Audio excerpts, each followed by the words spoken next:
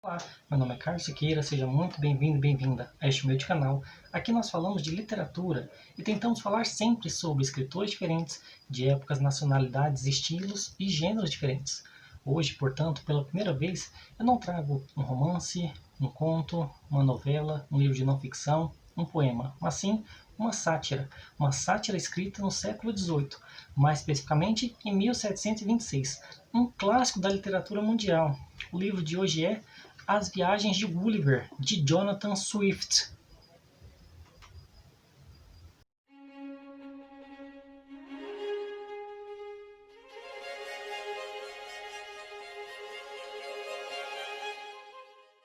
Calma, calma! Já aviso que esse vídeo vai ter muitos spoilers. Eu vou comentar do começo ao fim.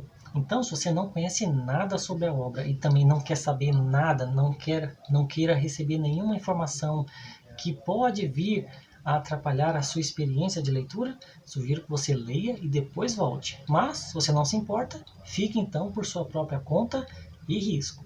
Está avisado. Antes de tudo, eu devo dizer que esse livro foi um presente de um aluno. Então, muito obrigado, Henrique. Em segundo lugar, devo dizer que este não foi o meu primeiro contato com esse livro, As Viagens de Gulliver, de Jonathan Swift, pois eu já havia lido uma adaptação na época da faculdade, lá para os anos 2014 e 2015. Mas sobre o que fala então esse clássico, essa grande sátira? Aliás, o que é sátira? Sátira é um gênero literário em que você utiliza do humor para fazer críticas a um sistema, a uma pessoa ou a alguma situação. E o que é, então, sobre o que fala? As Viagens de Gulliver. Quem é Gulliver?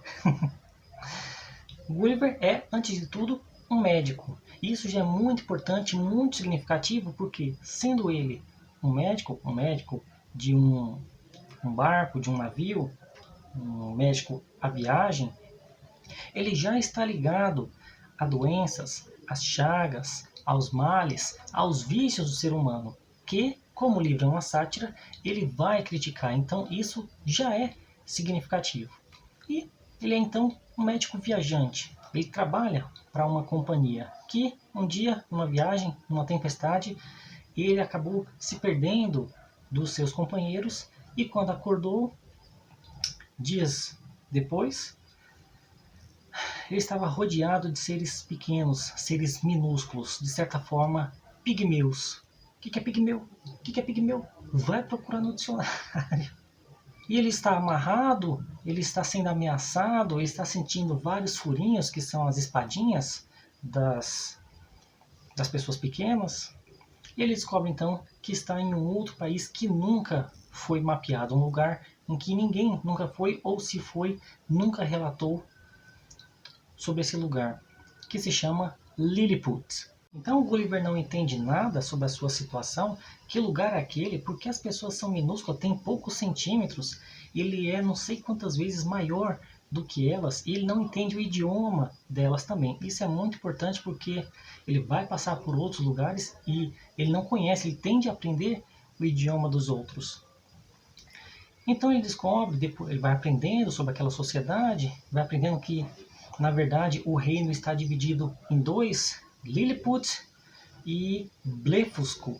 Os nomes são todos engraçados, são todos difíceis e a maioria são anagramas. O que é anagrama? O que é anagrama? Não sabe de nada. Anagrama são palavras formadas com as mesmas letras de outra palavra. Então, um exemplo para você aqui. Aqui no Brasil nós temos um clássico da literatura brasileira, da época do romantismo, chamado Iracema, de José de Alencar. Iracema é uma tentativa de contar como se deu a miscigenação aqui no Brasil, aqui na América. Com as mesmas letras de Iracema, você forma América. Quer um outro exemplo? Com a palavra Roma, ao contrário, é amor.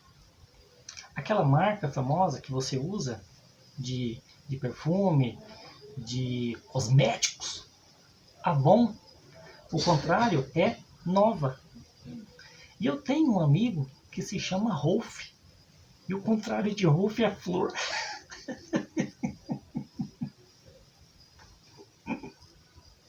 Então Gulliver descobre que a sociedade está dividida em duas, Lilliput e Blefuscu, que na verdade fazem referência a Lilliput, a Inglaterra, e Blefuscu, a França, que sempre foram países rivais. Eu não vou entrar nessa questão política porque eu não tenho conhecimento suficiente, mas o livro é uma crítica e uma sátira às disputas daquela época.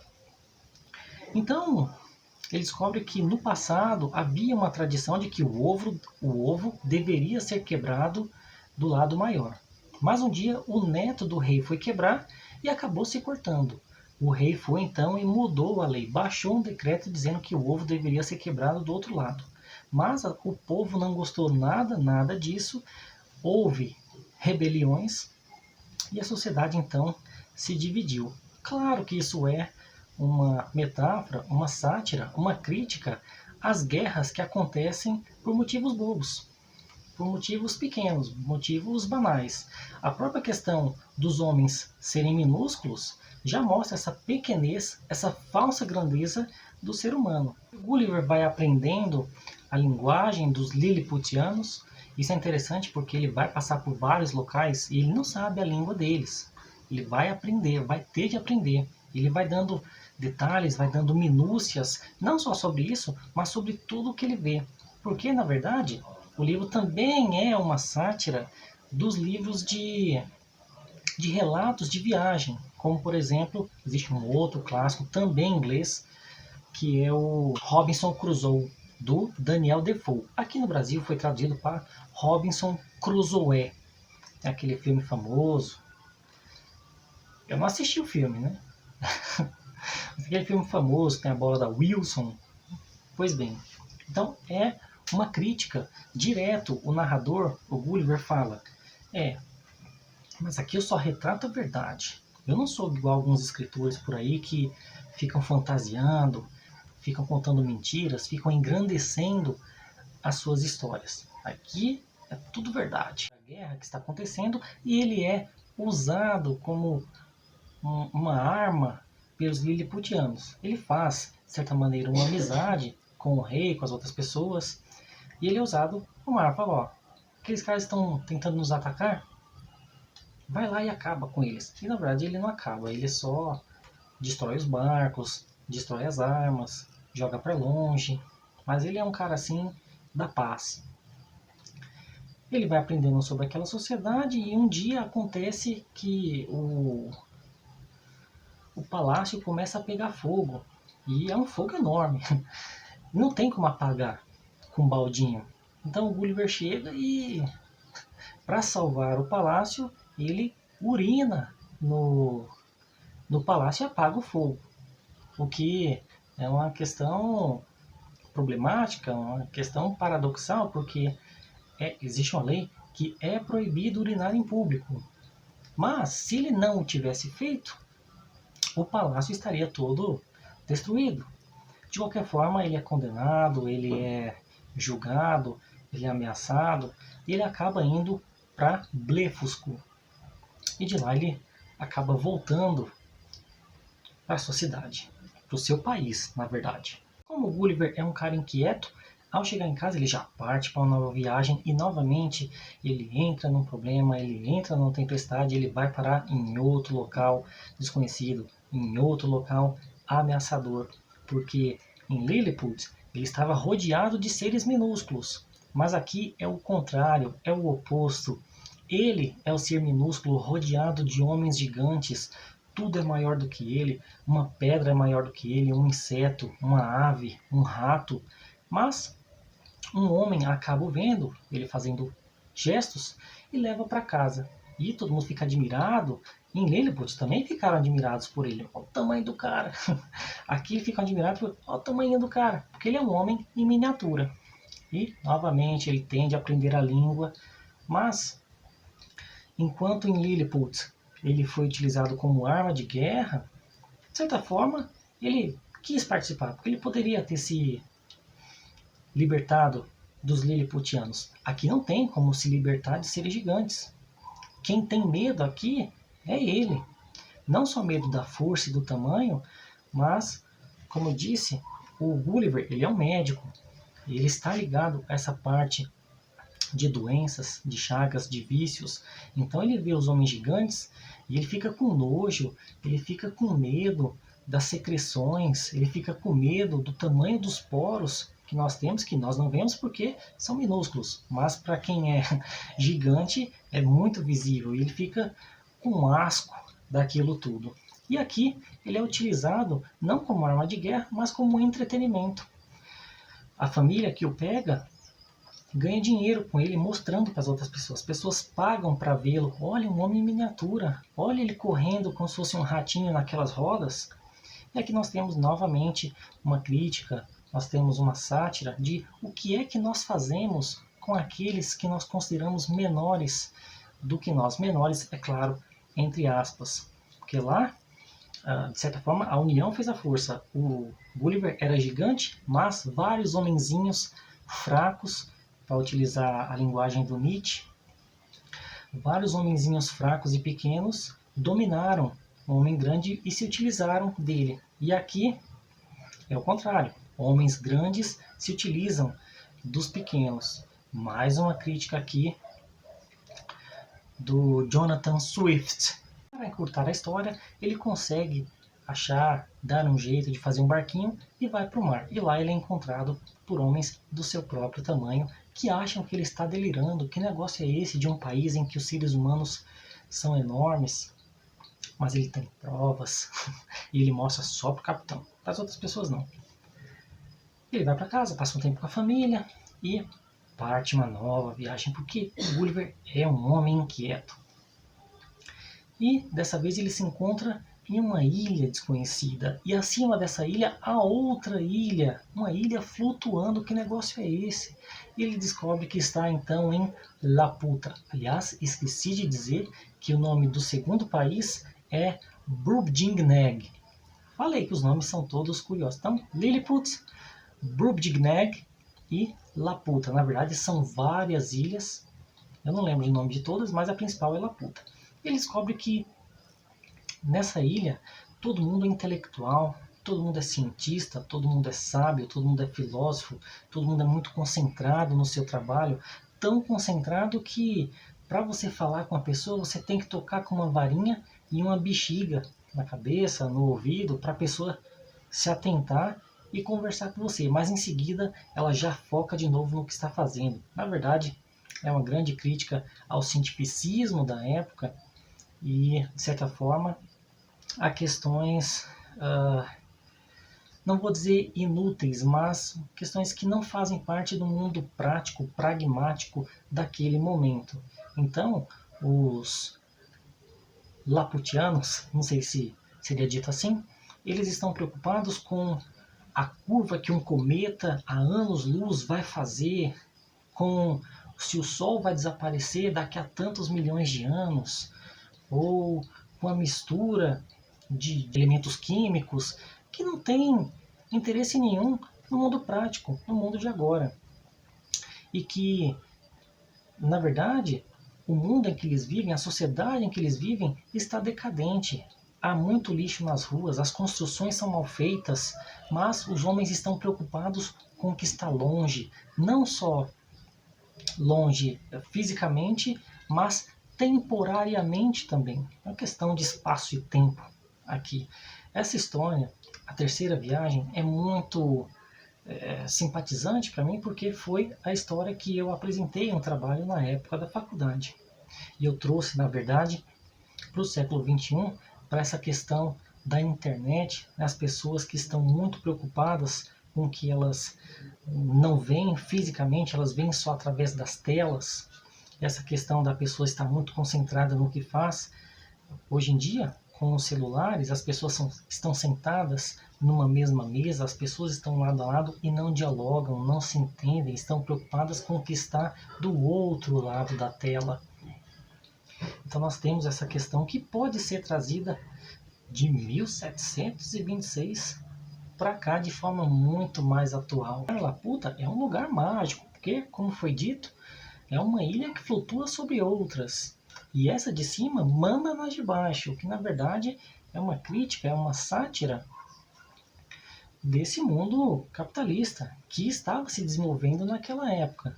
porque como as de baixo obedecem às de cima, às vezes acontece das ilhas que ficam embaixo não obedecerem a que está em cima. E o que a de cima faz? Nada, só fica flutuando, pairando por cima. Então não chega luz solar, não chega água, e quem está embaixo não tem jeito, tem de ceder às pressões da ilha de cima, o que na verdade é uma metáfora para as proibições, para as sanções, para os embargos que acontece no nosso mundo. Uma outra questão sobre essa magia que acontece nesse lugar é que a ciência está tão avançada que, de certa maneira, os sábios, os magos e toda essa turma consegue, de uma forma, ressuscitar só o espírito de quem já morreu. Então, o Gulliver, que é um cara que, na verdade, às vezes reflete as ideias, os ideais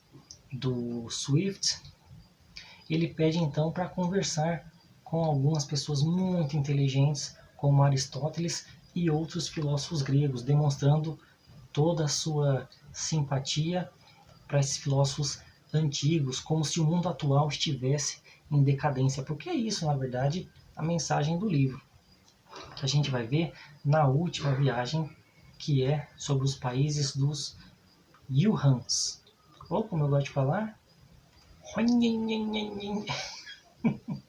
o Gulliver descobre que uma dessas ilhas locais tem relações de compra e venda com o Japão. E para lá ele vai, e do Japão ele volta então para casa, fica um tempo com a família e parte uma nova viagem, a última de todas, que ele se perde, se encontra num lugar estranho, num local desconhecido, em que não há seres pequenos, não há seres gigantes, mas ao pisar em terra firme, ele já vê um ser que o assusta e se assusta também, que é uma forma de ser humano, só que muito mais peludo, com as unhas muito grandes, o corpo muito mais forte, e que, ao vê-lo, vê o Gulliver, já parte para cima para agredi-lo, para talvez matá-lo. Ele se desespera, então chega dois outros seres que também são muito estranhos, de certa forma. São cavalos. E os cavalos chegam e mandam nesse ser que depois, meu Deus, que sol! Que a gente descobre que se chama Yahoo. Yahoo são os humanos, de certa forma, irracionais, os humanos aberrações. E esses cavalos, que na verdade a gente vai descobrir depois que são totalmente racionais e são o topo da sociedade, dessa sociedade desconhecida, se chama Yuhans. Ou eu falo esse porque na verdade se escreve H-O-U-H-N-H-N-N-S. Então, eu não sei como se fala. Eu acho que é mas já vi algumas pessoas falando que é Yuhans. E na verdade, como eu disse, são todas palavras anagramas. Então, possivelmente esse Yuhans, ou na verdade é um anagrama para human. Assim como os Yahoos, que também é uma variação de human. Human, você sabe, é humano em inglês. Então começa todo aquele passo a passo para o Gulliver aprender a linguagem e a comunicação com esses Yuhans. E tudo isso causa muito alvoroço naquela sociedade, naquele país, porque os cavalos, os Yuhans, eles são o topo daquele lugar, daquele país. Eles são racionais, eles são inteligentes, eles não brigam. Na verdade, depois eu entro na questão de como se dá o diálogo, de como se dá a linguagem desses seres. Mas eles ficam pensando, como pode um Yahoo, no caso Gulliver, eles consideram o Gulliver um Yahoo, um ser irracional, como aqueles primatas que são agressivos, são feios, são escandalosos, são medíocres, são mesquinhos, são cheios de doenças, são sujos. Como pode um cara desse ter evoluído um pouquinho? Porque ele considera, os Yuhans consideram o Gulliver, de certa forma, um pouco evoluído. E o Gulliver também entra em crise, porque ele fala, como pode esse ser que é um primata ser tão parecido comigo? Tudo o que há de ruim no ser humano está contido nessa figura, que é chamada de Yahoo. E tudo o que o Gulliver considera como bom está contido na figura dos Yuhans, dos animais racionais, dos cavalos. Então aqui o Gulliver entra em crise também, porque como pode ele ser tão parecido com aquele ser medíocre que é o Yahoo? E quem ele admira, na verdade, é ser um animal, os Yuhans. Ele vai aprendendo sobre aquela sociedade, e ele vai se inteirando e vai gostando, ele vai admirando. E aqui a gente começa a criticar não a visão do Gulliver, mas a visão do Jonathan Swift, porque muitas facetas do Gulliver refletem a opinião do Swift. Então, por exemplo, o Gulliver acha muito bom que nessa sociedade dos Yuhans, dos cavalos, exista uma hierarquia que na verdade é separada de certa forma por castas, e castas raciais, porque os cavalos eles têm uma importância maior pela sua cor. Sobre a linguagem dos Yuhans, não existem algumas palavras, por exemplo. Eu sei que existe a palavra verdade. Então, eu não lembro se existe a palavra mentira.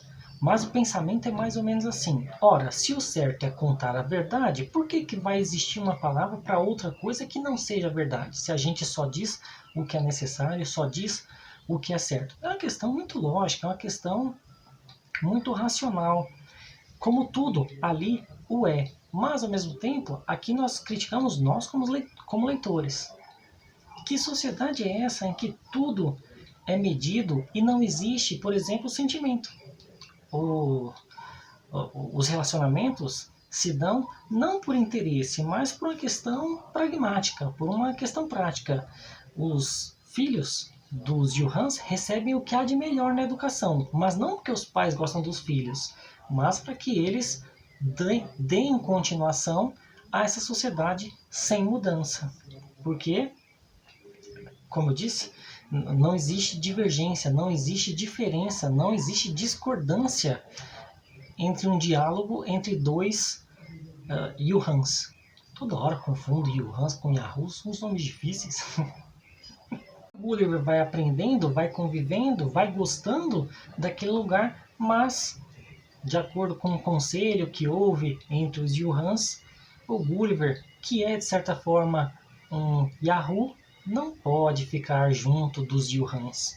Ele tem que ser expulso para o bem daquela própria sociedade que não pode aceitar seres diferentes, não pode aceitar algo que fuja daquele padrãozinho deles. Então, ele é deportado, ele volta para sua cidade, ele volta para o seu país muito triste, com nojo do ser humano, com asco da própria família. Ele não gosta nem de chegar perto, ele não gosta nem do cheiro, ele não gosta nem de comer junto. Ele sente nojo daquela comida, ele sente um estranhamento por tudo o que é humano e vive o resto da vida próximo, cuidando dos seres que mais se assemelham aos Yuhans, que são os cavalos. Então nós temos um final muito triste, um final muito amargo, um final muito crítico, um final muito desesperançoso de As Viagens de Gulliver. Por que esse final tão amargo, esse final tão melancólico? Bem, alguns estudiosos dizem que essa amargura, esse amargor, essa antipatia do Jonathan Swift pela humanidade se dá, infelizmente, pela vida que ele teve. Ele fazia parte de um partido político medíocre, um partido político fracassado, que não ganhava nada. E daí gerava toda essa raiva dele. Ele foi criticado pela própria rainha, ele recebeu um cargo que ele não queria, ele viveu exilado. Então, tudo isso gerava muita raiva no Jonathan Swift, que foi transportada para os seus personagens, para os seus livros. E infelizmente nós temos esse final desesperançoso em As Viagens de Gulliver, que eu indico muito. Eu mencionei mais ou menos o resumo, embora tenha dito final, da obra, mas recomendo muito. Acontecem muitas outras coisas, há muitas outras críticas. O livro é bem grandinho, tem quase 400 páginas nessa edição da Penguin Companhia, que aliás traz um prefácio de George Orwell, que você sabe, escreveu Revolução dos Bichos, também traduzido como A Fazenda dos Animais, 1984, Um Pouco de Ar, por Favor, Na Pior, em Paris e Londres. Acho que é esse o título. E ele diz no prefácio que se ele pudesse salvar apenas 6 livros, esse estaria entre eles. Ele disse que leu, na época, pelo menos 12 vezes esse livro durante a sua vida, para você ver a importância que tem e a qualidade que tem esse livro. E veja que o Jonathan Swift, ele era politicamente o oposto do que o Orwell era. Orwell era de esquerda, para falar mesmo a esquerda da esquerda, que ele fazia críticas à esquerda também. E o Swift, ele era tido como um anarquista às avessas. Por quê? Porque ele criticava a injustiça, ele criticava as hierarquias, mas em outros momentos ele defendia. Ele criticava a aristocracia, mas ele não defendia a democracia, porque ele também tinha pouca, como vou dizer, ele não tinha muita estima pelo homem comum, pelo homem do povo, que ele considerava ignorante, inculto. Bem, a gente tem a figura do homem em várias passagens de As Viagens de Gulliver. Mas é isso. Recomendo muito As Viagens de Gulliver, Jonathan Swift, um clássico da literatura. Muito obrigado, Henrique. Essa edição conta, além do prefácio, ainda conta com uma introdução, muitas notas de rodapé, quase uma centena de páginas. Não, centena não. Centena é muita coisa. Mais de 30 páginas de notas de rodapé explicando as piadinhas, os contextos que o escritor fazia. Uma edição muito boa. Recomendo muito As Viagens de Gulliver, de Jonathan Swift. Se você chegou até aqui, muito obrigado pela atenção. Se você gostou, curta, comente, compartilhe, se inscreva no canal e até a próxima. Eu até vi um filme com aquele ator Jack Black, que eu pessoalmente não gosto, né? Tem um amigo que adora Jack Black, acha muito engraçado. Bem, esse meu amigo também se acha engraçado, né? Eu sinto muito em dizer que infelizmente nem ele, nem o Jack Black são engraçados. Na verdade eu não sinto nada em dizer isso.